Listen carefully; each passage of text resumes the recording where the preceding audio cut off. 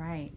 So I just wanted to ask a little bit about, I know you have a mindfulness practice of your own and how that's impacted you as an adult and as a teacher and how it's impacted your classroom. Yeah. Well, first of all, I'm Miss Hoyt.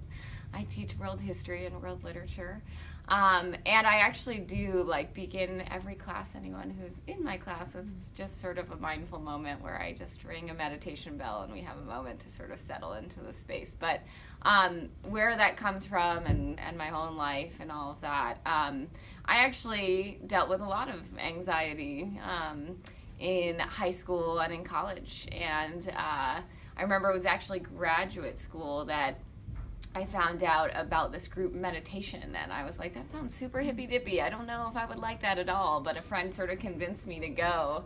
And the first thing we did was we actually talked about the practice. So I kind of had a little bit more of an understanding, and then we did sort of like a 30-minute sit. And I was like, this is actually pretty compelling. And so I kept going every Friday. So it started as sort of this communal thing, which is cool because we're doing more of the communal sits here at Roosevelt. So it started that way, and then I started looking into it in my own life and looking into more strategies, more guided meditations online. And then once I moved to Seattle, I actually found the Seattle Mindfulness Center and started doing, again, sort of community meditations, but trying to figure out how to do it in my own life. That being said, time gets away from you, and I don't do as many sits as I would like to, but I appreciate that it's going on here at Roosevelt and that I get to share with my students in that presence. And in terms of, my own anxiety, I started to feel a little bit more control of the thoughts that seemed to be going everywhere.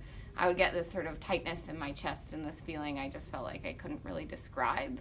And that I just started to feel like, oh, I can focus on my breath, or I can do this other thing and try to be as present as possible,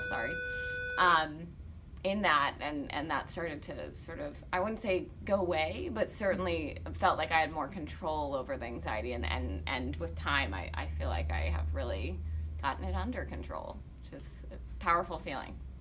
And how's it been to teach mindfulness here at Roosevelt with your ninth graders? Yeah, really cool that I can bring sort of a bit of me into that. That being said, of course, it's during rider time, and this feels like this sort of precious time to the students. So sometimes there's a little bit of resistance of I want this time, but I try to show them that the hope is by learning these strategies, or at least just being exposed to the strategies, they can go look at it more in their own time and try to figure out more.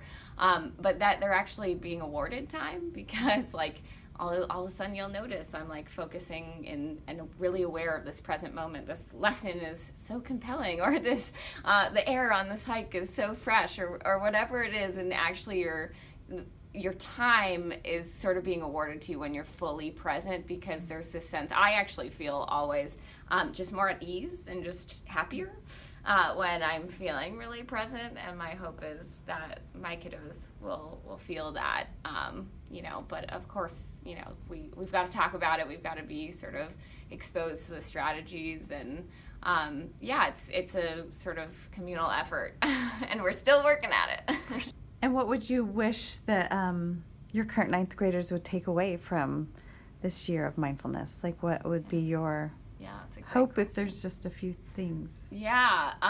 Openness to the practice, openness to learning more about it, to discovering in your own ways. I think that, maybe looking into what mindfulness centers are here, or online app type of stuff of hey, I want to try this guided meditation. My hope is that there would be sort of openness and a willingness to look more into it and try it yourself, not only in the classroom, but somewhere else, and self-guided in some ways too, and see how life changes in some ways.